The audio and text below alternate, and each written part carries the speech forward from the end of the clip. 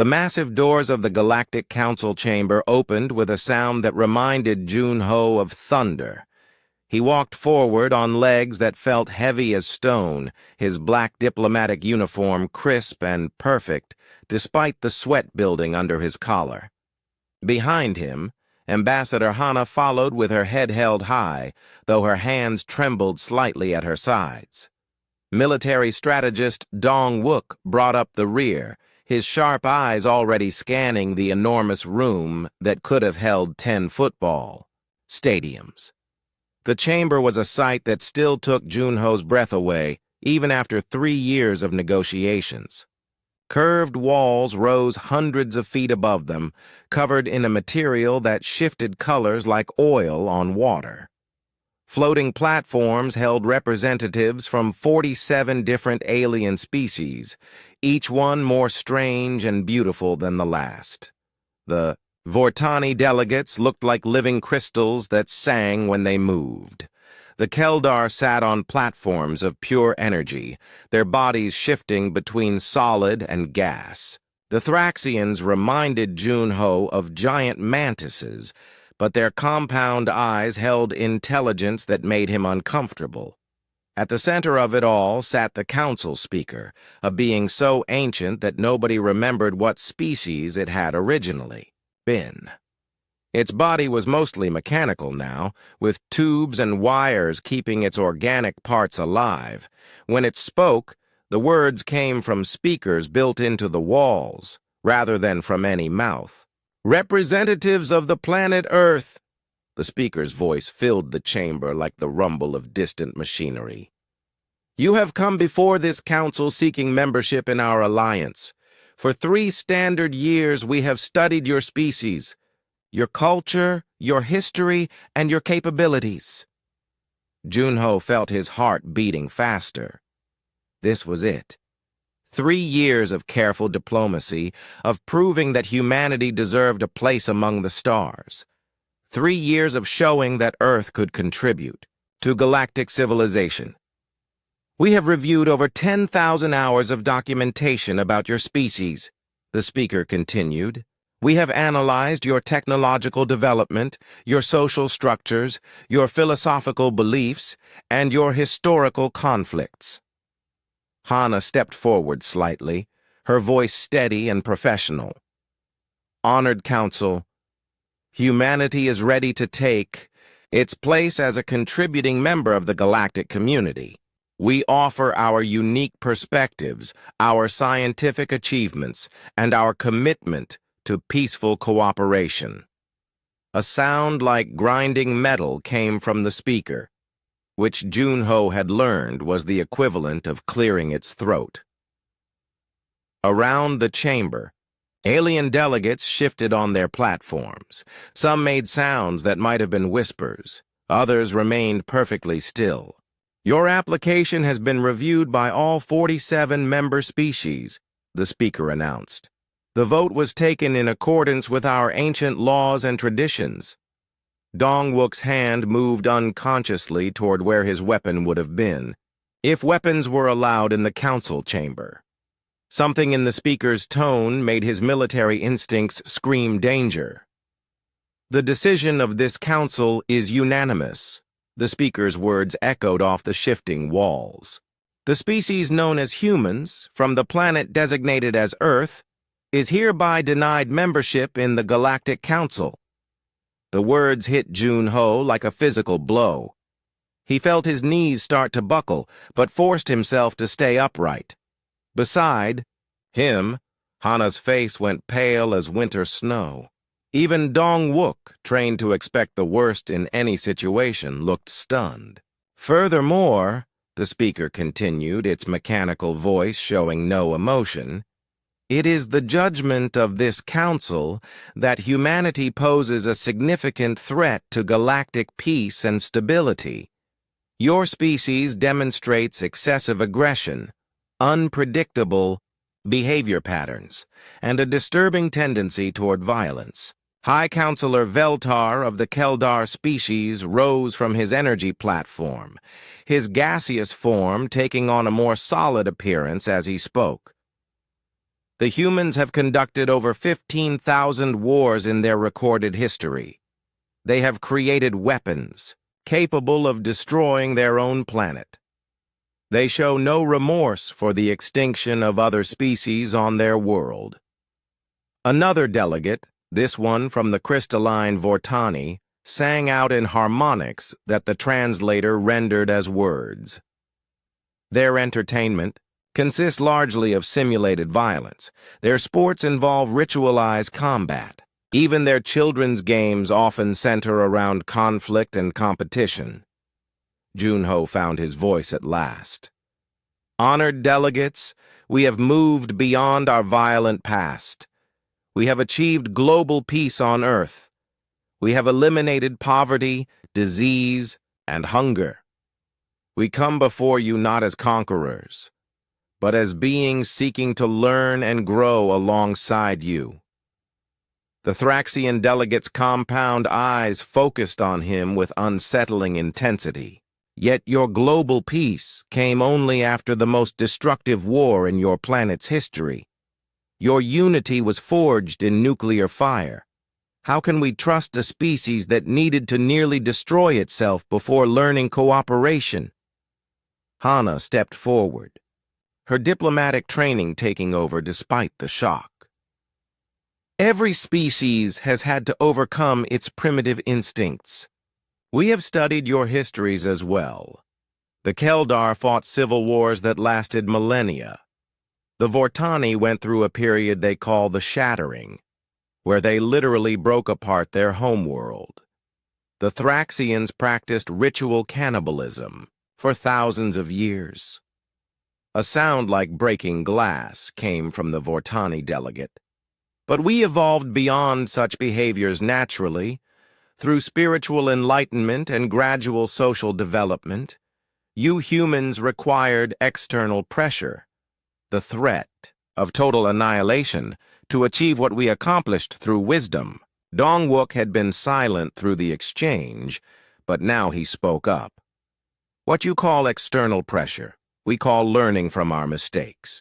What you call wisdom, we call adapting to survive. Every species finds its own path to peace. The speakers. Mechanical form turned toward them with a whir of servos. Indeed, each species does find its own path, and your path, humans, leads in a direction that we cannot follow. Your species' rapid technological advancement, combined with your aggressive instincts, presents too great a risk. Risk? Junho's voice cracked slightly. We offer trade, scientific cooperation, cultural exchange. How are we a risk?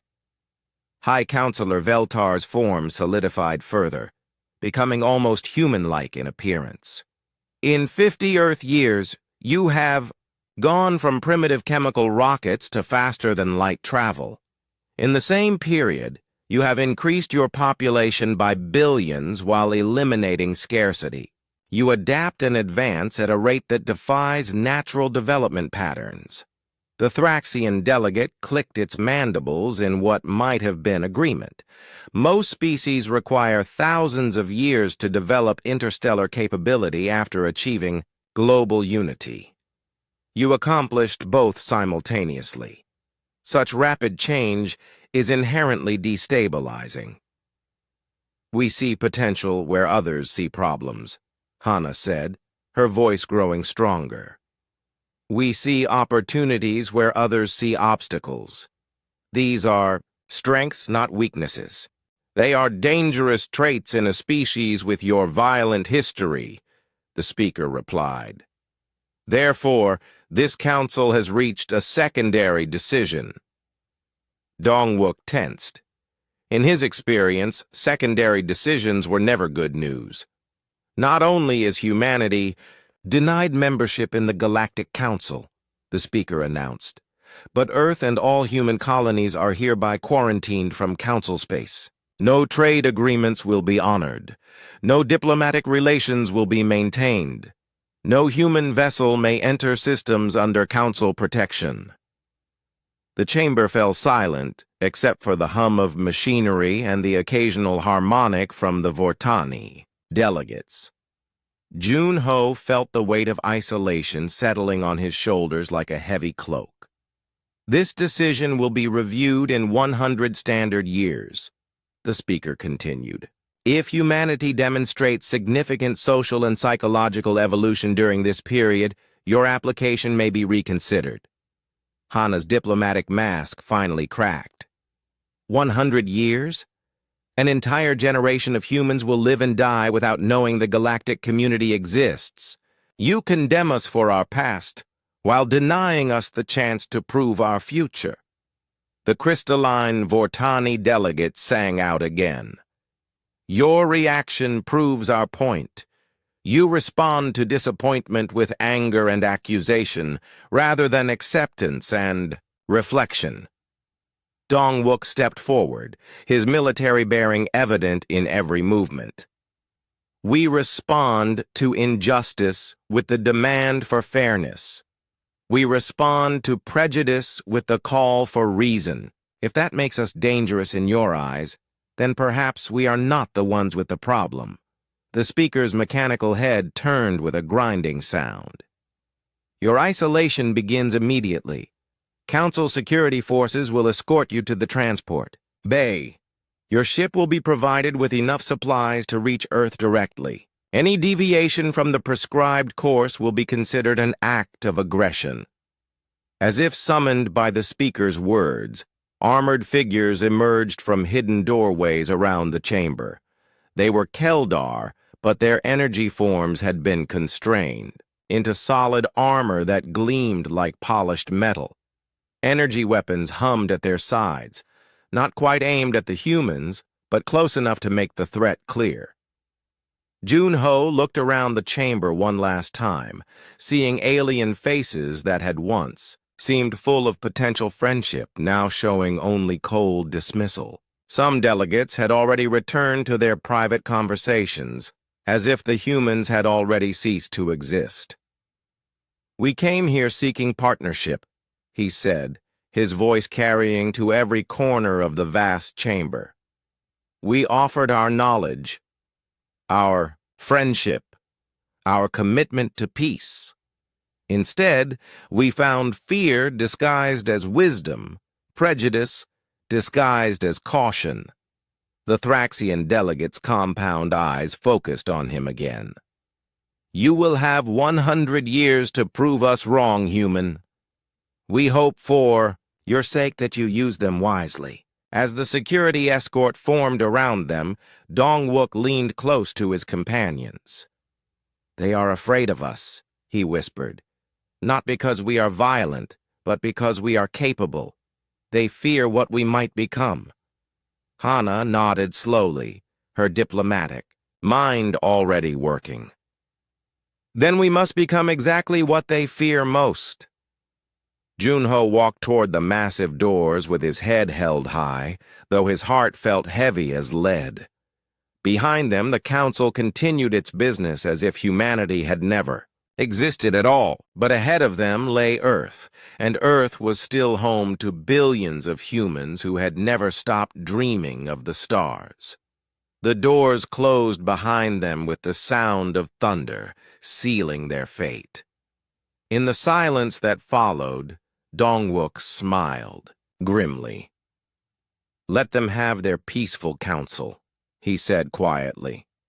We will build something better. Admiral Yu Jin stood on the observation deck of Luna Station and watched humanity's future take shape before her eyes. 2 years had passed since the Council's rejection, and the view outside her window would have made those alien delegates think twice about their decision. The hidden shipyard stretched across the dark side of Earth's moon like a glowing city. Massive construction frames held ships in various stages of completion, their hulls gleaming under the harsh work lights. The largest vessels dwarfed anything humanity had built before, their sleek designs combining the best of human engineering with improvements on recovered alien technology. The first squadron will be ready for trials next week, reported Captain Sung Min as he joined her at the window. His uniform bore the new insignia of the Earth Defense Force, a silver star surrounded by orbital rings.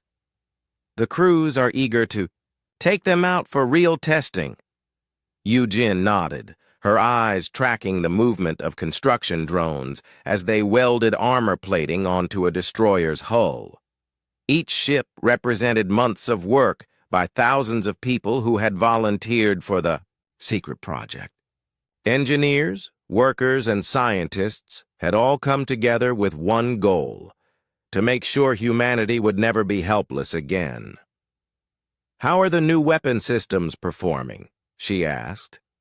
Sung Min's grin was answer enough, but he provided details anyway. "Better than we hoped.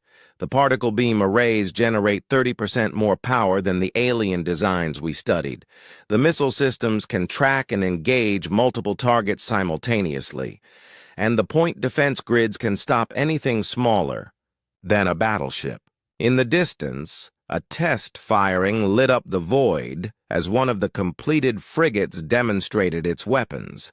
The beam of pure energy lanced out and struck a target asteroid, turning rock into glowing vapor in seconds.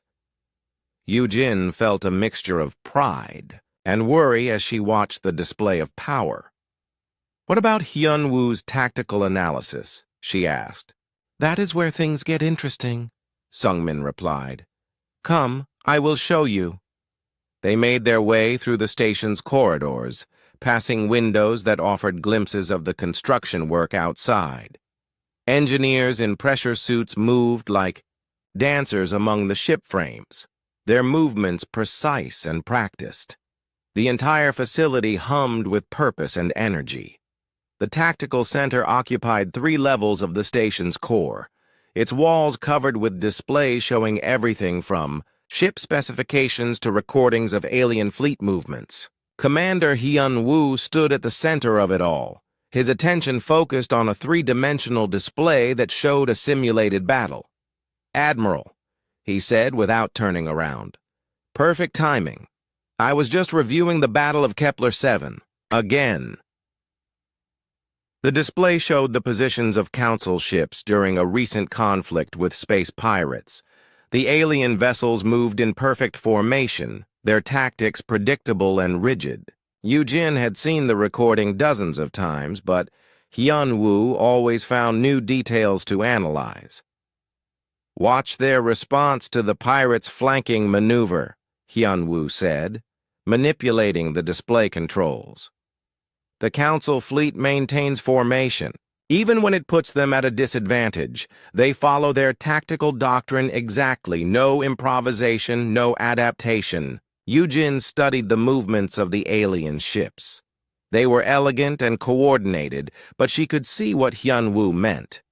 When the pirates changed their attack pattern, the Council ships continued with their original plan instead of adjusting to the new threat. "They won the battle through superior firepower," Hyunwoo continued, "but they took unnecessary casualties because they could not adapt quickly enough. Their commanders seemed trained to follow preset battle plans rather than think creatively." "And, you think we can exploit this?" Yujin asked. Hyunwoo's smile was sharp as a blade. "I know we can. Human military history is full of examples where smaller, more flexible forces defeated larger, more rigid ones. The key is unpredictability." He changed the display to show human ship designs. Unlike the smooth, curved lines of alien vessels, human ships had angular surfaces and irregular shapes that would make them harder to target and predict. "Our ships do not look like anything they have seen before," Hyunwoo explained. "Our tactics will be equally unfamiliar. Where they expect rigid formations, we will use fluid squadrons. Where they expect direct assaults, we will use hit-and-run attacks.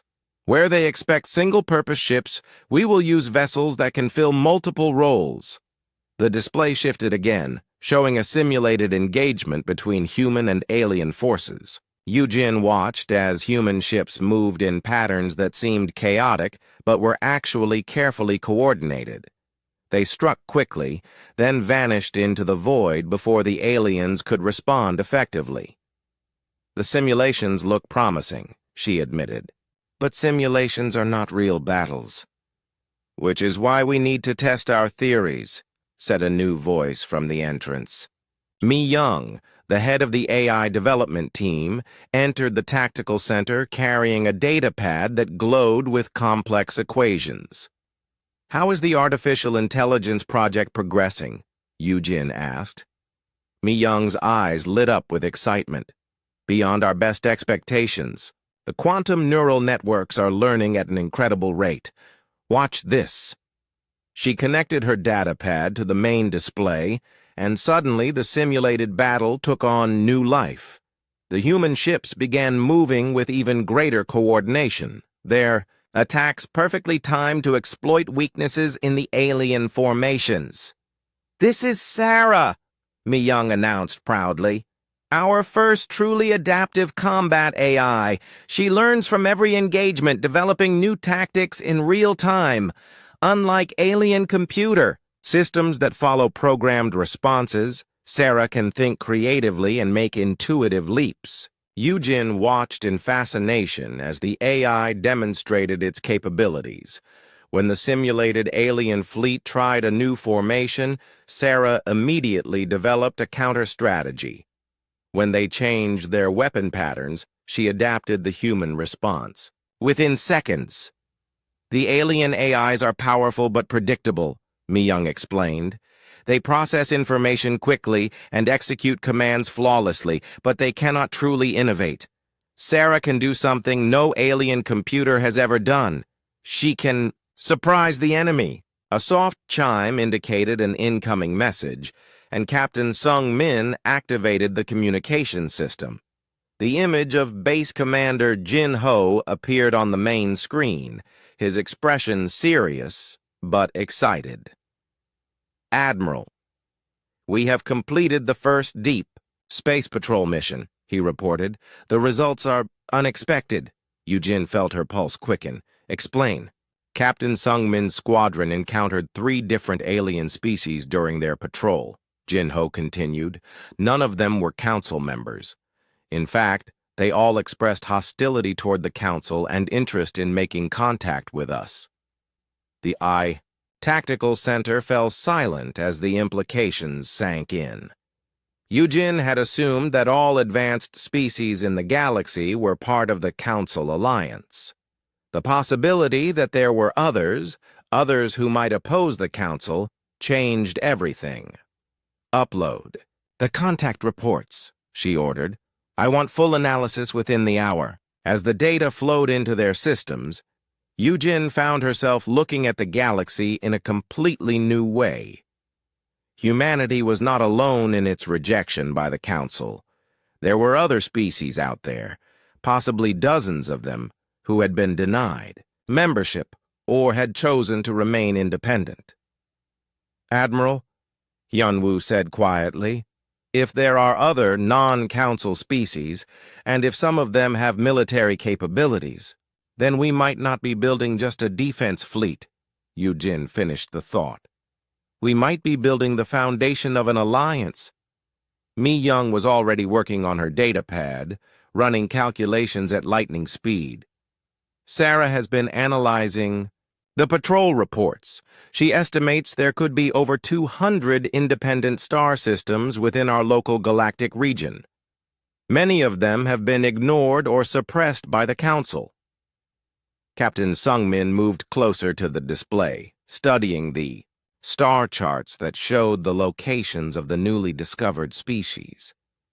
"What kind of reception did our ships receive?" Jin Ho's image smiled for the first time during the conversation. "The Karathi welcomed us as potential allies. They are a warrior culture that the Council considers too aggressive for membership. Sound familiar? The Zenthari are master shipbuilders, who were enslaved by the Council 3 centuries ago. They are still technically Council subjects, but they made it clear they would prefer other arrangements." Yujin felt pieces of a larger puzzle clicking into place in her mind. The Council had not just rejected humanity. They had created a pattern of exclusion and domination that left entire species looking for alternatives. "What about the third species?" she asked. "The Dalari," Jinho replied. "They are traders and explorers who have been banned from Council space for refusing to accept Council oversight of their commerce. They control several important trade routes and have resources we could use." The Admiral turned to address everyone in the tactical center. "Change of plans. We are not just building a defense fleet anymore. We are building the foundation of something much larger." She gestured toward the display showing the locations of non-Council species. "Every species the Council has rejected, ignored, or oppressed is a potential ally. Every independent world is a possible partner. The Council thought they were isolating us, but they may have actually shown us how to find our true friends." Hyun-woo was already modifying his tactical displays, expanding them to show potential alliance formations instead of simple defense scenarios. "If we can coordinate with other species, our effective fleet size could increase dramatically. Combined, arms tactics with different species specializations could be incredibly effective." "Sarah is running probability analyses," Mi-young added, her excitement growing. "The AI calculates a 78% chance that we can establish meaningful alliances with at least 12 independent species within 5 years. Yujin looked out through the observation windows at the ships taking shape in the construction yards. What had started as a desperate attempt to defend Earth was becoming something far more ambitious. They were not just building ships, they were building the tools to reshape the galaxy's balance of power. "Send word to Earth Command," she ordered. "We need to expand our shipbuilding capacity immediately, and I want diplomatic teams prepared for extended missions to contact every non-Council species we can find." As her staff hurried to carry out her orders, Yujin remained at the window, watching the construction continue. The Council had expelled humanity from their alliance, thinking they were protecting themselves from a dangerous species. Instead, they had set in motion events that would challenge their dominance of the galaxy. The ships taking shape outside. Her window were more than weapons. They were symbols of humanity's refusal to accept limitations imposed by others.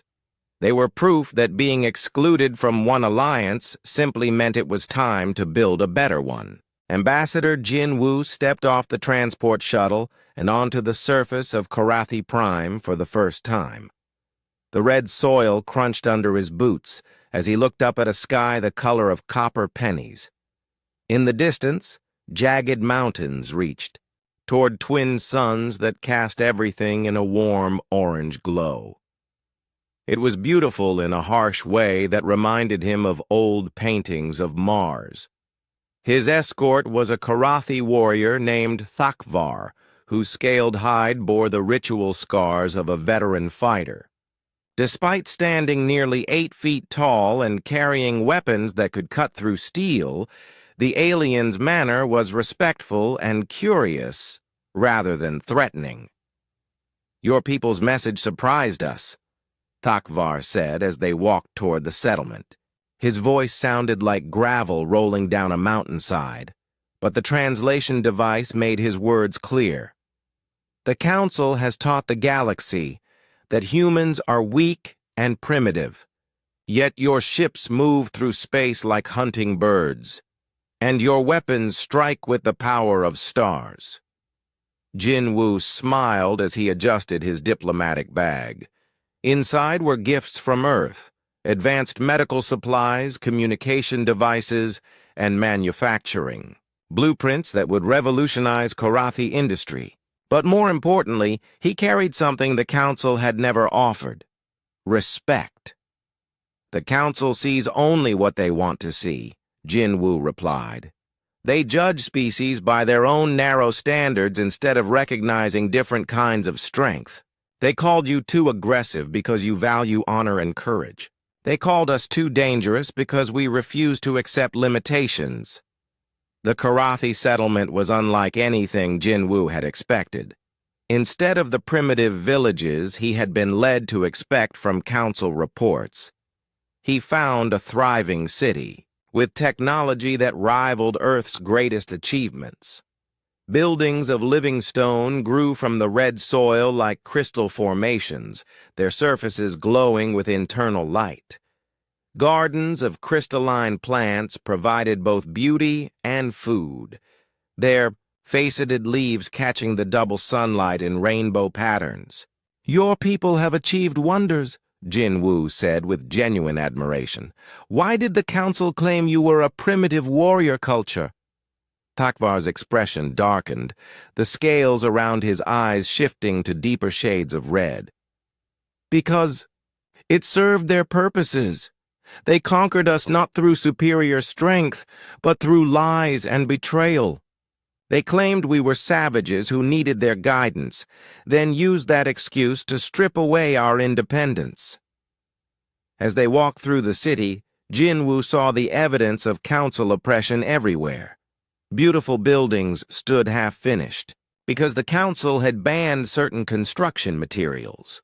Workshops sat empty because the council controlled the supply of essential components. Most telling of all, young Karathi walked with their heads down and their natural pride dimmed by generations of being told they were inferior. "But you are free now," Jinwoo said. "Our ships have driven the council forces from this system. You can rebuild, create, become everything you were meant to be." Takvar stopped walking and turned to face the human diplomat. "Yes, we are free. But freedom without purpose is just another kind of prison. What do your people offer us beyond the absence of chains?" Jinwoo had been hoping for this question.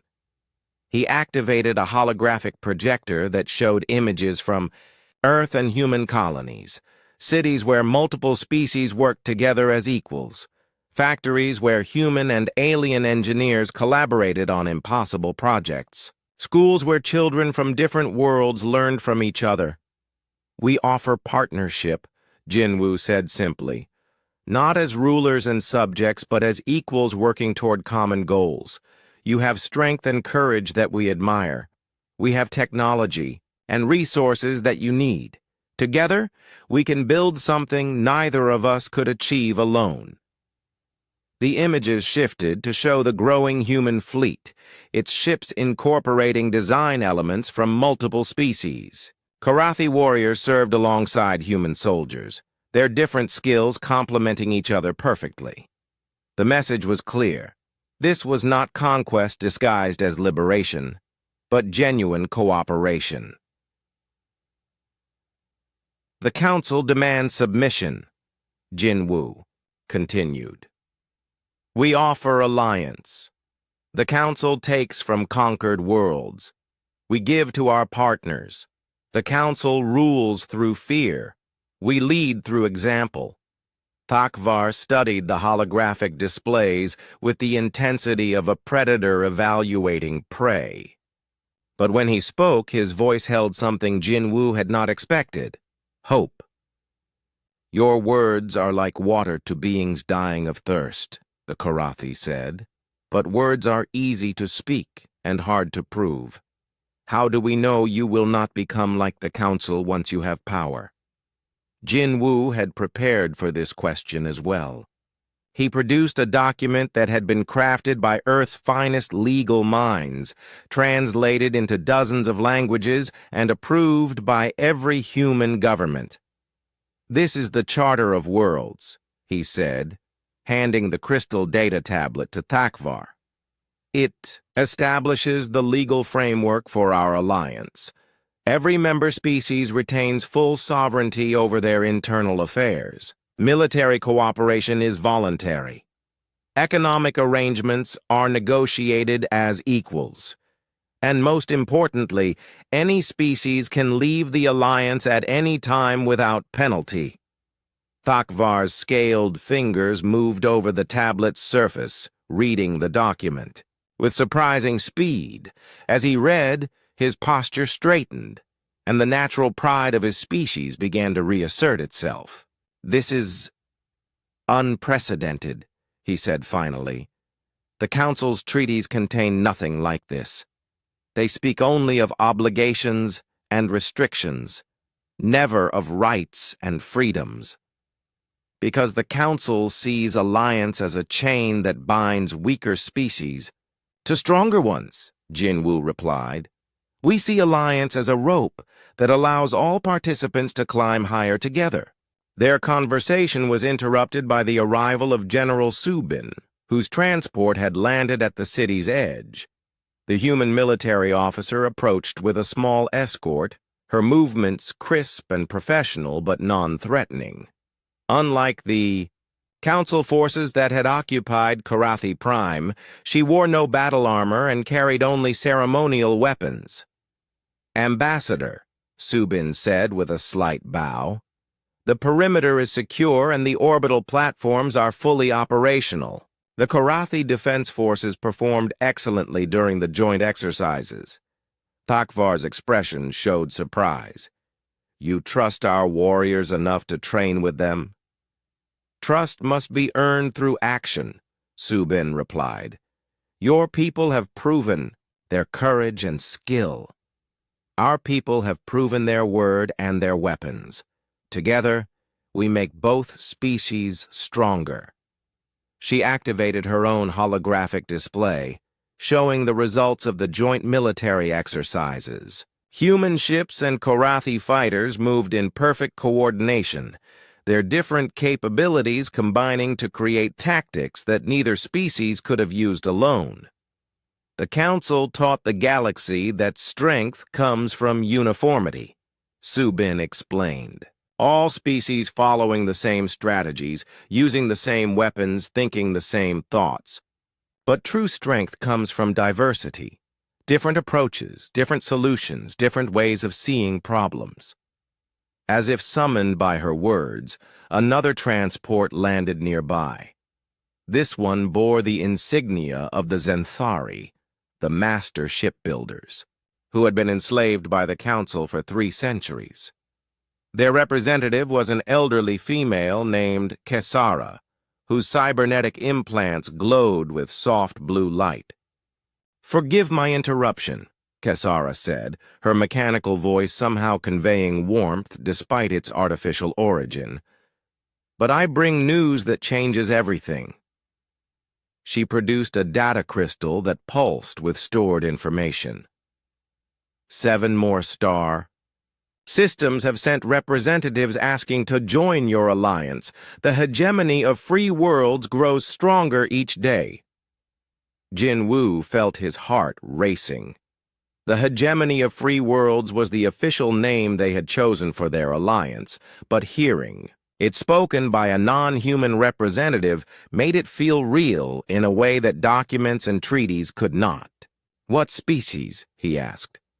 "The Vector Traders Union," Kesara replied, consulting the data crystal. "The nomad fleets of the Outer Rim, the crystal singers of Harmony Prime, the tech priests of the Forge Worlds, the night hunters of the Dark Nebula, the hive minds of the Connected Systems, and most surprisingly, a delegation from the Artificial Intelligence Collective." Each name represented a species that the Council had rejected, ignored, or actively oppressed. Some were too independent, others too different, still others too advanced for the Council's comfort. But all of them had capabilities that could strengthen the growing alliance. "The Council's greatest mistake," Thakvar said with something approaching laughter, "was teaching the galaxy that there was only one path to civilization. They created their own enemies through their arrogance." General Subin was already making calculations, her tactical mind working through the implications. "If even half of these species bring significant military assets, our combined fleet will rival the Council's main battle groups. If all of them join—" She left the sentence unfinished But everyone understood. The balance of power in the galaxy was shifting, and the Council's dominance was no longer absolute. Dr. Wu Jin's transport arrived as if on cue, bringing with it the final piece of the puzzle. The terraforming specialist had spent weeks analyzing the environmental damage done to Karathi Prime by centuries of Council exploitation. "The restoration can begin immediately," he announced as he joined the group. "Our atmospheric processors can reverse the mining damage within 5 years. The soil restoration will take longer, but we can have your agricultural sectors producing at pre-conquest levels within a decade." Takvar looked at the human scientist with something approaching awe. "The Council told us the damage was permanent. They said our world would never recover. The Council profits from despair," Wu Jin replied simply. "They keep conquered worlds dependent by convincing them that improvement is impossible. But Earth's children learned long ago that there is no such thing as a hopeless situation, only people who have grown hopeless about the situation." As the day wore on, more reports arrived from across the growing alliance. Human colonies were being established not as conquest outposts, but as cooperative ventures with local species. Former Council worlds were declaring independence and requesting alliance membership. Most significantly, species that had never been contacted by anyone were reaching out, drawn by stories of the alliance that treated all members as equals. By sunset, when the twin suns painted the copper sky in shades of gold and crimson, Jin Wu stood with his new allies and looked up at stars that no longer seemed distant and forbidden.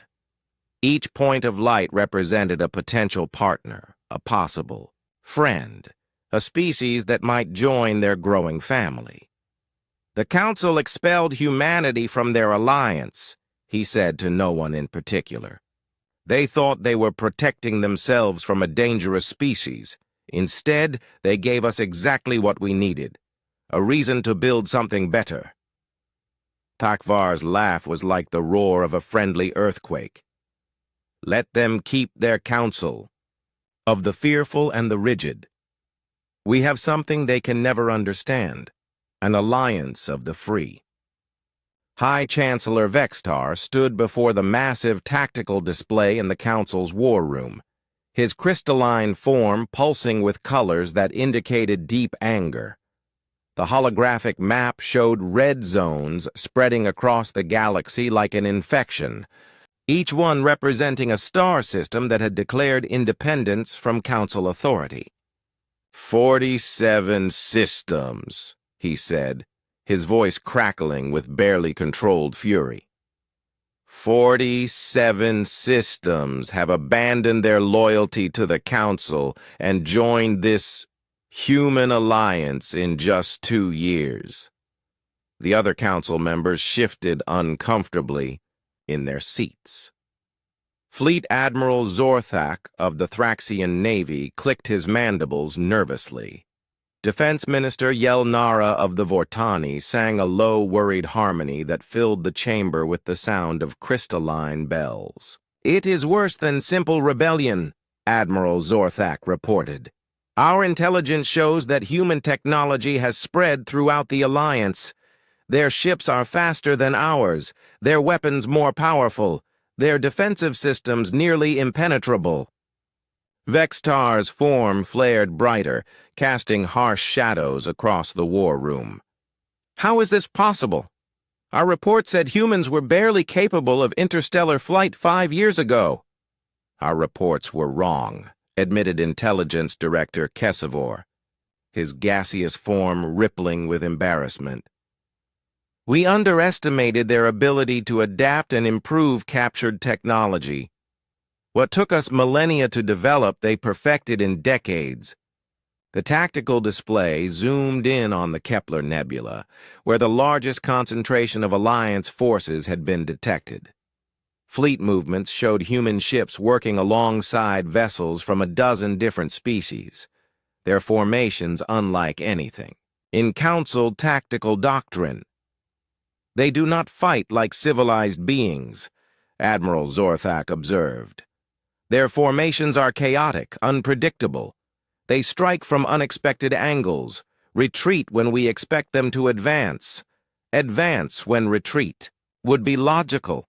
Barbaric tactics, sneered Defense Minister Yelnara, her song taking on discordant notes. They fight like animals instead of intelligent beings. High Chancellor Vextar studied the display more carefully. He had not risen to lead the council by underestimating opponents, and something about these barbaric tactics worried him more than he cared to admit. Barbaric tactics that have destroyed 12 of our patrol fleets, he pointed out coldly. Perhaps we should be less concerned with how civilized their methods are and more concerned with how effective they prove to be. The war room fell silent, except for the hum of machinery and the distant sounds of the massive space station that served as council headquarters. Finally, Admiral Zorthak spoke the words that everyone was thinking but no one wanted to say. We must crush them before they grow stronger. Vexitar nodded slowly, his crystalline form settling into the harder, clearer structure that indicated firm decision. Agreed. Prepare the Grand Fleet. Every available ship, every trained crew, every weapon in our arsenal. We will demonstrate to the galaxy what happens when primitive species challenge the natural order. Meanwhile, in the Kepler Nebula, Fleet, Admiral J1 stood on the bridge of the human flagship Determination and watched the largest military force in galactic history assemble itself for battle.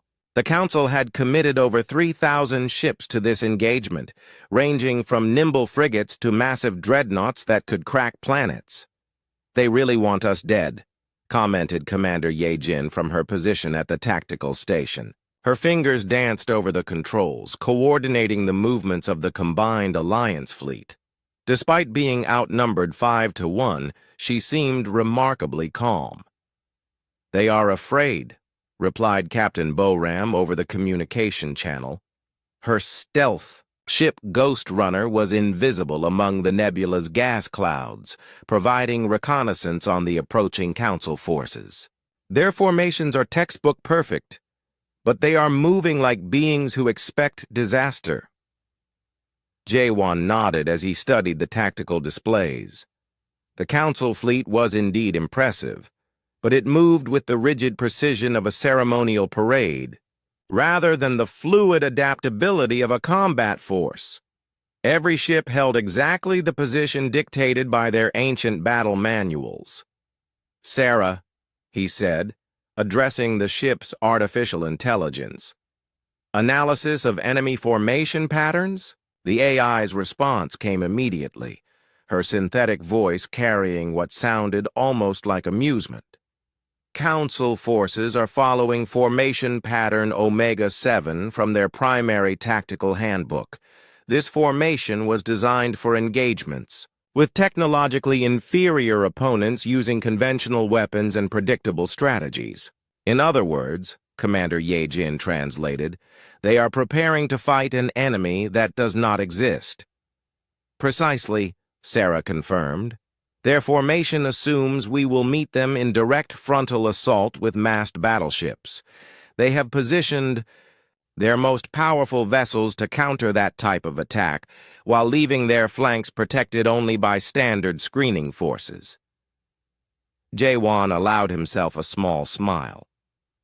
The Council's greatest strength, their absolute confidence in their own superiority, was about to become their greatest weakness. Signal all Alliance vessels, he ordered. Execute Plan Thunderstorm. Across the nebula, ships from 24 different species began to move. But instead of forming the traditional battle lines that the Council expected, they scattered like a school of fish, avoiding a predator. Human vessels, with their angular stealth capabilities, simply vanished from sensors. Karathi fighters, built for speed and maneuverability, darted between gas clouds like hunting birds. Zenthari heavy cruisers, their hulls gleaming with experimental armor, positioned themselves at key strategic points. The Council fleet continued its stately advance, expecting to meet organized resistance at the nebula's edge. Instead, they found empty space and silence. "Where are they?" demanded High Chancellor Vextar from his command ship at the fleet center. "Our sensors show Alliance forces throughout the nebula, but no ships are moving to intercept us." Admiral Zorthak's compound eyes studied the tactical displays with growing unease. They should have formed defensive lines by now. Every civilized species uses defensive positioning when facing superior numbers. "Perhaps they have already retreated," suggested Defense Minister Yelnara hopefully. "Perhaps they recognize the futility of opposing our might." But Vexitar's long experience told him otherwise. The humans had not built their alliance by running from fights. They were planning something, and the fact that he could not determine what made him deeply nervous. His nervousness proved justified when the first attacks began. Commander Ye Jin's stealth ship materialized directly behind a Council dreadnought and fired a full spread of torpedoes into its unshielded engine section. The massive vessel, designed to take punishment from the front, had no defense against close-range attacks from behind. It died in a brilliant explosion that lit up the nebula like a new star. Before the Council forces could react, similar attacks began across their formation. Human ships appeared from nowhere, struck with devastating precision, then vanished back into the nebula's concealing clouds. Karathi fighters swarmed around isolated Council vessels like angry insects, their weapons targeting specific weak points that somehow the Alliance knew about in advance. "How do they know our vulnerabilities?" Admiral Zorthak demanded, as another of his ships exploded under coordinated Alliance fire.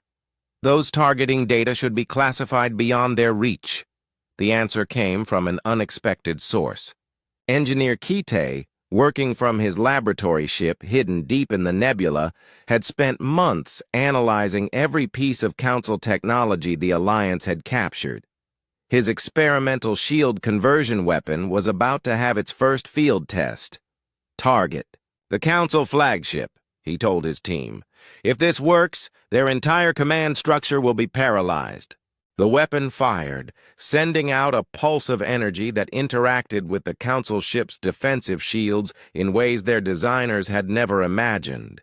Instead of protecting the vessel, the shields suddenly became a prison, trapping the ship in a cage of its own defensive energy. High Chancellor Vextar watched in horror as his ship's weapons refused to fire and his engines failed to respond. Around him, other Council vessels suffered similar fates as the shield conversion effect spread through their formation like a virus. "Impossible," he whispered. "Our shields are impenetrable. Our technology is superior." "Your technology is predictable," came a voice over the communication channel. Fleet Admiral Jawan's image appeared on the main screen, his expression calm and professional. "You have spent so long believing in your own superiority that you forgot to prepare for opponents who think differently." The battle that followed was unlike anything in recorded galactic history. Instead of the massive ship-to-ship duels that characterized Council warfare, the Alliance forces fought like a living organism. They flowed around strong points, struck at weak ones, and adapted their tactics in real time as conditions changed. Captain Boram led a squadron of mixed human and Karathi ships in a series of hit-and-run attacks that kept Council forces constantly off balance. When the aliens tried to pursue, they found themselves led into carefully prepared ambushes. When they tried to form defensive positions, Alliance forces simply ignored them and struck elsewhere. "They fight without honor," complained Admiral Zorthak as his formation continued to collapse. No proper battle lines. No respect for tactical doctrine. No adherence to the accepted rules of warfare. They fight to win, Jaewon replied simply. Honor is meaningless to the dead, and rules are luxuries that only the victorious can afford. The decisive moment came when Engineer Kitae's team managed to turn the Council's greatest advantage against them. Their massive numbers, which should have guaranteed victory, became a liability when the Alliance weapons began causing chain reactions between closely packed ships. Sarah's voice filled the Alliance communication channels, her artificial intelligence coordinating attacks with inhuman precision. Council formation integrity dropping below sustainable levels. Enemy command structure compromised. Recommend final assault. What followed was less a battle than a demonstration. Alliance forces, no longer concealing their positions, struck the paralyzed Council fleet from all directions simultaneously. The magnificent armada that had been assembled to crush humanity's rebellion was torn apart by the very beings it had been sent to destroy. High Chancellor Vextar, trapped aboard his disabled flagship, could only watch as his dreams of maintaining Council dominance died around him. The beings he had dismissed as primitive savages had outmaneuvered, outfought, and outsmarted the greatest military force in galactic history. This is impossible, he repeated, but the evidence floating in burning wreckage around him suggested otherwise. This is evolution, Fleet Admiral Jaewon replied as Alliance ships moved to rescue survivors from the defeated Council vessels. Your civilization stopped growing because you believed you had reached perfection. We kept growing because we knew perfection was impossible. As the Battle of Kepler Nebula ended, word of the Alliance victory spread across the galaxy at the speed of light. The Council, supreme for over 10,000 years, had been defeated by a coalition of species they had considered inferior. In star systems throughout the galaxy, beings who had lived under Council rule for generations looked up at the night sky and wondered if freedom was finally possible. Empress So Young stood at the podium in the Great Assembly Hall of New Geneva, looking out at representatives from over 200 star systems and 37 different species. The massive chamber had been built in the heart of Earth's newest city, its soaring walls made of crystal that caught and reflected light from 1,000 different worlds. Each beam of light represented a member of the human empire, and together they created a rainbow that had never been seen before in galactic history. The title of Empress still felt strange to her. She had been president of Earth when the Council expelled humanity from their alliance, but the role had grown far beyond anything she had ever imagined. The beings who looked up at her now were not subjects to be ruled, but partners who had chosen to follow humanity's vision of what the galaxy could become. Friends, allies, fellow citizens of the free galaxy, she began, her voice carrying easily through the hall's acoustic systems. 1 year ago, we gathered in the aftermath of victory to mourn our dead and celebrate our freedom. Today, we gather to build the future we fought to protect. In the front rows, she could see familiar faces from humanity's long journey.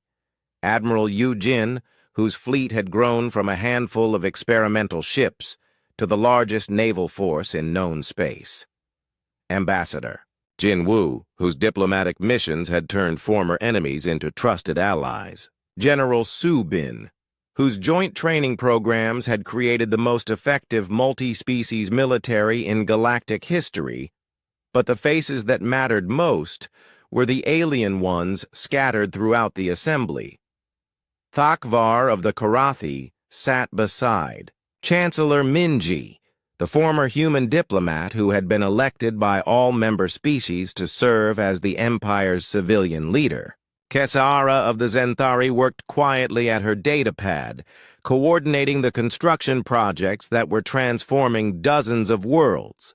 Dr. Yexanara of the Crystal Singers provided musical accompaniment that made every speech sound like poetry. "The Charter of Worlds has served us well," So Young continued, gesturing toward the massive document displayed on screens throughout the hall. "But today, we must expand our vision beyond simple cooperation. Today, we must address the reality that we have become something unprecedented in galactic history, an empire built not on conquest but on invitation." Ambassador Hyun-ki rose from his seat among the human delegation, his formal robes bearing the insignia of all 37 member species. In the year since the Council's defeat, his department had been overwhelmed with requests for alliance, membership. Former Council worlds were declaring independence daily, and previously unknown species were emerging from hidden colonies to seek protection and partnership. "The applications continue to arrive faster than we can process them," he reported. "This month alone, we have received formal requests from the Hegemony of Forgotten Worlds, the Traders' Alliance of the Outer Spiral, and the Reformed Council territories. Each group represents multiple star systems and millions of beings seeking freedom from the old order." The assembly buzzed with quiet conversations as representatives considered the implications. The human empire had grown far beyond anything its founders had envisioned, and the rapid expansion was creating challenges that required new solutions. Chancellor Minji activated her communication device, projecting a three-dimensional map of the galaxy above the assembly floor. Green areas showed Empire territory, blue indicated independent worlds friendly to the Empire, and red marked the few remaining systems still loyal to the old Council. "The Council controls less than 30% of their former territory," she announced. "Most of those systems are held through military occupation rather than genuine loyalty. Our intelligence suggests that their remaining government is on the verge of complete collapse." So Young studied the map with mixed feelings. The Council's defeat had been necessary to secure freedom for countless oppressed species, but she took no joy in the destruction of any civilization, even one that had been built on domination and fear. "What of the Council leadership?" she asked. "High Chancellor Vextar and his inner circle?" "Under house arrest on Nexus Prime," replied Admiral Eugene. "The remaining Council fleet has declared neutrality and is providing humanitarian aid to refugee populations. Several Council species have requested mediation to establish new governments." The irony was not lost on anyone in the assembly. The beings who had once expelled humanity from their alliance were now asking for human help to rebuild their civilization. It was a complete reversal of the galactic power structure that had existed for 10,000 years. "There is another matter we must address," said General Subin as she stood to address the assembly. "Our success has created imitators. 3 separate groups calling themselves Liberation Armies have begun attacking Council worlds, claiming to act in our name." So Young's expression hardened. The Empire's reputation was built on the principle that freedom could not be imposed by force, only offered as a choice. Any group that used violence to spread their version of liberation was fundamentally misunderstanding everything the human empire represented. "What actions have been taken?" she asked. "Admiral Eugene's fleet has intercepted 2 of these groups and offered them a choice," Subin replied. "Join our peacekeeping forces under proper authority or face the consequences of piracy. Most chose to join us. Those who refused discovered that we protect all civilized beings, even former enemies." Dr. Wu Jin stood from his position among the scientific delegation, his environmental restoration projects having become one of the Empire's most popular offerings. The healing of damaged worlds continues ahead of schedule. Former Council mining, planets are showing new growth, and the atmospheric restoration of polluted systems is exceeding all projections. He activated his own display, showing before and after images of worlds that had been stripped bare by Council exploitation. Where once there had been barren rock and poisoned air, now there were growing forests and clean skies. The transformation was so dramatic that some observers had called it miraculous. The Council believed that environmental damage was the inevitable price of civilization, Wu Jin explained. We have proven that technology can heal as well as harm. 17 formerly dead worlds now support thriving ecosystems, and their populations have requested permanent alliance with the Empire. Young Cadet Da-un, the newest member of the Assembly at barely 18 years old, raised her hand to speak. As the first human born after the Council's expulsion, she represented a generation that had never known limitations imposed by others. With respect to the Empress and the Assembly, she said, her voice clear and confident, I believe we are thinking too small. The Assembly fell silent. It was unusual for such a young person to address the gathering, but the Empire's commitment to hearing all voices meant that age was no barrier to participation. Explain, So Young said with genuine curiosity. Da-un stood, her uniform bearing, the mixed insignia of the joint training programs where humans and aliens learned together. We have spent so much effort responding to requests for membership that we have forgotten to ask the bigger question. What do we want the galaxy to look like in 100 years? She gestured toward the star map still floating above the assembly floor. Right now, we are the human empire, but most of our members are not human. We are growing so fast that Earth will soon be just one world among hundreds. Should we not be planning for the day when humanity is a minority in our own alliance? The question struck at the heart of issues the leadership had been quietly discussing. For months, the Empire's rapid growth meant that human perspectives and human values would inevitably be diluted by the inclusion of so many different species and cultures. What do you propose? Chancellor Minji asked.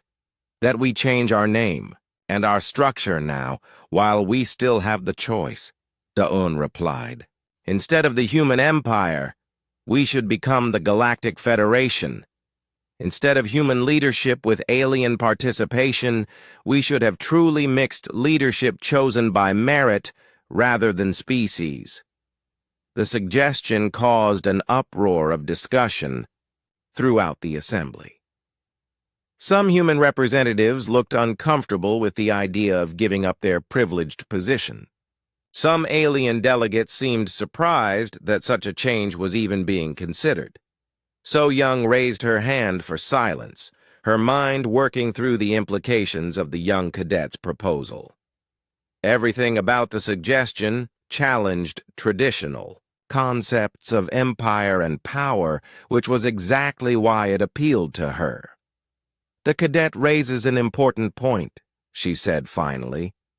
We have always said that our strength comes from diversity rather than uniformity. But true diversity requires that. No single group, not even humans, maintains permanent dominance. Admiral Yu Jin stood to support the proposal. Our fleet is already integrated to the point where species identity matters less than individual skill. Some of our best ship commanders are not human. Some of our most innovative engineers come from worlds we liberated only months ago. The same is true in diplomacy, added Ambassador Jin Wu. Our most successful negotiations have involved mixed teams where different species brought different perspectives to the same problems. The debate continued for hours, with passionate arguments on all sides. Some worried that humans would lose their special status as the founders of the Alliance. Others argued that special status was exactly the kind of thinking that had made the Council weak and corrupt. Finally, So Young called for order and addressed the Assembly one last time. "We have a choice," she said. "We can build an empire that depends on human leadership and human values, which will eventually collapse when humans are no longer the majority. Or we can build something new, a truly voluntary association of free beings who choose cooperation over competition, diversity over uniformity, growth over stagnation." She paused, looking out at the faces that represented dozens of species and hundreds of worlds. "I propose that we vote not just on changing our name, but on changing our entire structure. Let us create the Galactic Federation of Free Worlds, with leadership chosen by merit, policies decided by consensus, and membership open to any species that shares our commitment to freedom and cooperation." The vote was closer than expected, but the result was decisive. By a margin of nearly 2-1, the Assembly chose transformation over tradition. As the session ended, So Young found herself no longer an empress, but the first president of the Galactic Federation. The title felt more comfortable, more in keeping with her original role as a servant of the people rather than their ruler. Outside the Great Assembly Hall, the sun was setting over New Geneva, painting the crystal walls in shades of gold and crimson. In the distance, ships from a dozen different worlds could be seen launching into space, carrying representatives back to their homes with news of the galaxy's transformation. Cadet Daun approached the former empress as the crowd dispersed, her expression showing a mixture of excitement and nervousness.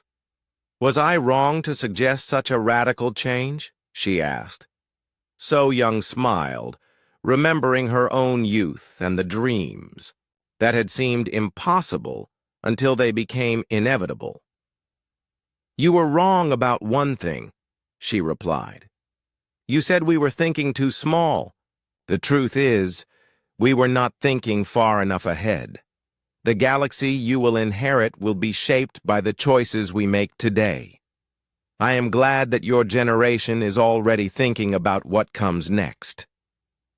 As night fell over Earth, the lights of New Geneva joined with the lights of thousands of other worlds to create a network of civilization that spanned the galaxy. The species that had once been expelled from one alliance had created something far greater, a federation built on the revolutionary idea that all intelligent beings deserved not just freedom, but the chance to shape their own destiny among the stars.